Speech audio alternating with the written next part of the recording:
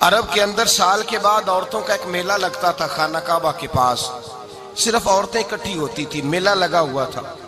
ایک تورات جاننے والا یہودی عالم بھی آیا ہوا تھا، وہ بیویوں کے مجمع پہ نظر ڈال کے کہنے لگا، بیویوں مرد کا کام تو کوئی نہیں عورتوں کے مجمع میں بات کرنا، لیکن میں تمہیں ایک پیغام دینے لگا ہوں، اللہ کے آخری رسول جو مکے میں پیدا ہونے والے ان کے آنے کا وقت قریب آ گیا ہے۔ وہ بی بی بڑی خوش نصیب ہوگی جنہیں ان کی رفاقت ملے گی۔ عورتوں نے جب دیکھا کہ مرد آ گیا عورتوں کے میلے میں تو انہوں نے ڈانٹا جھڑکا، کہا چل اٹھا اپنی کتابیں اور نکل جا۔ حضرت خدیجہ کہتی ہیں باقیوں نے ڈانٹا پر میں نے بات پلے سے باندھ لی، میں نے پلے سے باندھ لی اور میں انتظار کرنے لگی کہ اللہ کرے وہ نصیب میرے ہی ہو، اللہ کرے مقدر میرا ہی کھلے۔ آپ فرماتی میں تسبیح پڑھتی، درود پڑھتی، میں اس زمانے میں جو اللہ کا ذکر جس طرح ہوتا تھا وہ میں شروع کرتی، اور جب فارغ ہوتی تو میں التجا کرتی کہ اللہ میرے نصیبے کھول دے۔ کہتی ہیں آہستہ آہستہ آہستہ آہستہ میں حضور کی تعریف سننے لگی، آہستہ آہستہ تعریف سننے لگی۔ نبی پاک صادق ہیں، امین ہیں، سچے ہیں، دیانتدار ہیں، اس برے اور میلے معاشرے میں بھی وہ سب سے اعلیٰ بھی ہیں اور سب سے اجلے بھی ہیں، وہ سب سے پاکیزہ ہیں۔ میں سننے لگی تعارف، آہستہ آہستہ میں ان کی گرویدہ ہونے لگی۔ ادھر نبی پاک صلی اللہ علیہ وسلم اپنے چچا جناب ابو طالب کے پاس رہتے تھے، قحط آ گیا، حالات بگڑ گئے۔ حضور سید عالم صلی اللہ تعالی علیہ وسلم سے چچا کہنے لگے بیٹے اگر مال تجارت لے کے شام جاؤ تو بڑا نفع کماؤ گے، ہمیں ضرورت بھی ہے، اور اگر ہو سکے تو ختیجہ کا مال لے کے جاؤ۔ نبی پاک نے کہا چچا میں نہیں کہوں گا کسی سے جا کے، میں نہیں کہتا کسی سے جا کے، جو میرے نصیب میں ہوگا میرا رب خود عطا فرمائے گا، میں نہیں کہوں گا۔ مصطفیٰ نے تو نہیں کہا۔ حضرت خدیجہ رضی اللہ تعالیٰ عنہ کہتی ہیں میں نے خود اپنی خادمہ کو بھیجا، میں نے کہا جا کے پوچھو تو صحیح کہ میرا مال قبول ہوتا بھی ہے کہ نہیں، پوچھو۔ نبی پاک صلی اللہ علیہ وسلم سے پوچھا، حضرت خدیجہ کی خواہش ہے کہ آپ مال لے کے جائیں، حضور نے قبول کر لیا۔ جناب خدیجہ الکبریٰ رضی اللہ تعالیٰ عنہ کے غلام تھے، میسرہ ان کا نام تھا، جناب خدیجہ نے ان کو ساتھ بھیجا، فرمایا تین باتیں ارشاد فرمائی۔ ایک تو فرمایا سارا رستہ غور سے دیکھنا میرے نبی کے ساتھ کیا معاملات درپیش ہوتے ہیں، ابھی اعلان نبوت نہیں کیا، فرمایا ذرا غور کرنا، میرے مصطفیٰ کا مطالعہ کرنا اور مجھے واپس آ کے سبق سنانا، وہ جو تم نے چہرہ بددعا کی تلاوت کی ہو ذرا مجھے واپس آ کے سنانا۔ جنہاں نے دل پر جانی ڈٹھا ہو وکھیاں ہی تک لیاں، تو ملے ہوں تے ساجن ملیا ہوں ناساں لگ پئیاں، ذرا جا کے نا تلاوت کرنا اور مجھے دکھ۔ اور دوسرا فرمایا تم میرے غلام ہو تو مصطفیٰ کے بھی غلام بن کے رہنا، میں سنتی ہوں کہ کردار کے، افکار کے، نظریات کے، عظمت کے بلند و بالا، وہ جیسے کہیں ویسے کرنا۔ اور تیسری حضرت خدیجہ نے نصیحت فرمائی، فرمایا محمد ابن عبداللہ صلی اللہ علیہ وسلم کی رائے سے اختلاف نہ کرنا، یہ چلتے ہوئے معاہدہ کیا، جو وہ کہہ دے سو کر جانا۔ غلام کہتے ہیں میں ساتھ گیا، باتیں میں نے سن لی، لیکن جب سفر شروع ہوا نا ابھی چند منزلیں طے ہوئی تھی، میں نے کہا خدیجہ آپ نے کیا نصیحت کرنی تھی، ان کے ساتھ جو رہے گا وہ ان کا غلام ہی بن جائے گا، ان کے ساتھ جو رہے گا تو اجے میرا محبوب نہیں ڈٹھا جن ویکھ کے چن شرماوے، جے رکھے ہاتھ پھلاں وچ ہاتھ نال پھلا رل جاوے، تے ادھی راتی چن چڑھ جاندے جدوں جلوہ فرماوے۔ فرمایا جو بھی ساتھ رہتا غلام ہو جاتا۔ میسرہ کہتے میں گیا، تجارت شروع ہوئی، کہتے ہیں نبی پاک صلی اللہ علیہ وسلم جب منڈی میں پہنچے تو لوگ قسمیں اٹھا اٹھا کے مال بیچ رہے تھے۔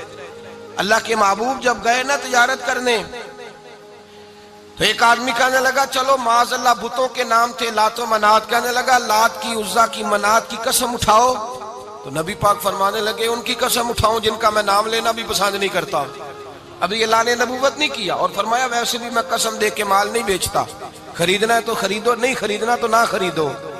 کہتے ہیں لوگ قسمیں اٹھا اٹھا کے پیچھے جاتے تھے، پر میرے نبی جس سے رخ پھیرتے تھے وہ نبی پاک کے پیچھے ہو جاتا تھا۔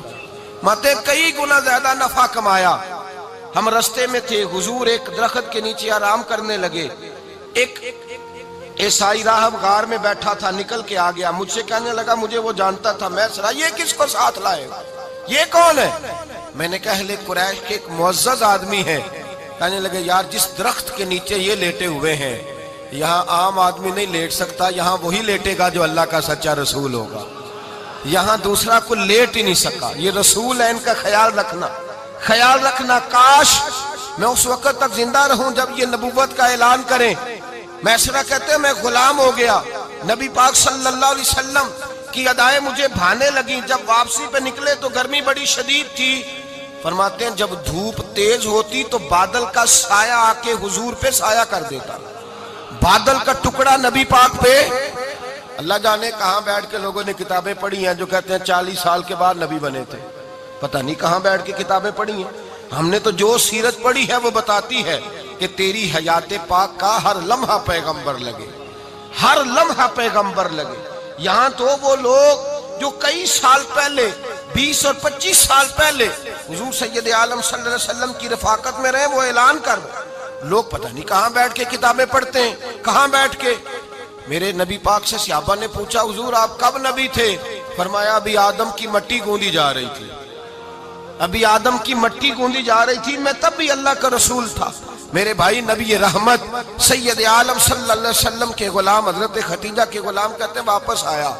اور پہلے بھی کئی دفعہ حضرت ختیجہ کا مال گیا تھا، بڑے نفع آئے تھے، پر جو نفع اس سال آیا وہ پہلے کبھی نہیں آیا تھا. کہتے ہیں مجھ سے حضرت ختیجہ کی سہیلی بھی بیٹھی تھی، میں بھی آ گیا. اور جناب ختیجہ کی سہیلی کہنے لگی چل مال کے بارے میں کچھ بتا، کتنا بکا؟ میں نے کہا مال چھوڑو، مصطفیٰ کی سنو. اور پھر کہتی چلو ٹھیک ہے، بادل سایہ کرتا تھا، چلو ٹھیک ہے. تم سے راہب نے پوچھا تھا یہ صحیح ہے، انہوں نے تیری سارے رستے بڑی خدمت کی، تیرا بڑا خیال رکھا، پر یہ بھی بتا تجارت کیسے ہوئی؟ تو میسرہ کہنے لگا زندگی میں نے بھی ساری گزار دی ہے، پر اس رسول کے ساتھ 4 دن ہی گزارے ہیں. حد ہو گئی مجھ سے، اور کچھ نہ پوچھو، اور کچھ نہ پوچھو. آ میرے دل آمنہ کے لال کی باتیں کریں، اور کچھ نہ پوچھو، بس ذکر ان کا چھیڑیے ہر بات پر، اور چھیڑنا شیطان کا عادت کیجئے. بس مجھے حضور کے تذکرے بیان کرنے ہیں، ذکر مصطفیٰ کرنا ہے. حضرت ختیجہ الکبریٰ بڑی متاثر ہوئی. کہتی ہیں مجھے درجنوں لوگوں نے پیغام نکاح دیا تھا، پر میں نے سنی نہیں تھی. میں نے نفیسہ کے ہاتھ پیغام بھیجا. میں نے کہا میری عمر 40 سال ہے، ان کی 25 سال ہے، اور میرا احوال اور طرح کا ہے. وہ شہنشاہ ہے، جا کے پوچھو تو صحیح، بھلا میں قبول ہوتی ہوں؟ پوچھو. نفیسہ کہتی ہیں میں آئی تو وہ خاتون جن کے لیے لوگ بڑے بڑے قریش پیغام دیتے تھے، پیغام لے کے آئی. تو رسول پاک نے عجیب رنگ بیان کیا اپنی سیرت کا. جب میں پہنچی میں نے کہا ختیجہ نکاح کرنا چاہتی ہیں؟ نفیسہ کہتی ہے میرا خیال تھا کہ کوئی اور ہوتا تو کرسی سے اٹھ کھڑا ہوگا، فوراً کہے گا اچھا جلدی کرو بات کرو. جب میں نے آ کے کہا نا حضور ختیجہ نکاح کرنا چاہتی ہے، تو نبی پاک نے میری طرف دیکھا، فرمایا وہ کہتی ہے کہ تم کہتی ہو؟ کہا وہ کہتی ہیں. تو حضور نے فرمایا ٹھہر جاؤ، میں اپنے چچا سے پوچھ کے بتاؤں گا، میں مشورہ کروں گا، میں پوچھ کے بتاؤں گا. آج بچوں کو کچھ سبق بڑے یاد ہیں. کہتے ہیں پسند کی شادی کرنا حضرت صاحب ناجائز ہے؟ پسند کی شادی کرنا کوئی ناجائز ہے؟ اور میں نے کہا بھائی صرف ایک ہی جائز چیز رہ گئی اور کوئی شے جائز نہیں. یہ ایک ہی جائز چیز ہے جس کا فتویٰ سارے نوجوان پوچھتے پھرتے ہیں، سارے رانجے بنے پھرتے ہیں، مجنوں بنے پھرتے ہیں، سارے مئی وال ہو گئے. اللہ پاک کو ہدایت کی توفیق عطا فرمائے. سارے اس بری لت کا شکار ہو گئے. او بھائی نبی پاک سوائے خدا کے کسی کے پابند نہیں، لیکن میرے مصطفیٰ نے اپنی امت کو یہ درس دیا ہے کہ جو بڑوں کے شفقت کے سائے میں چلتا ہے اللہ اس کی مدد فرمایا کرتا ہے.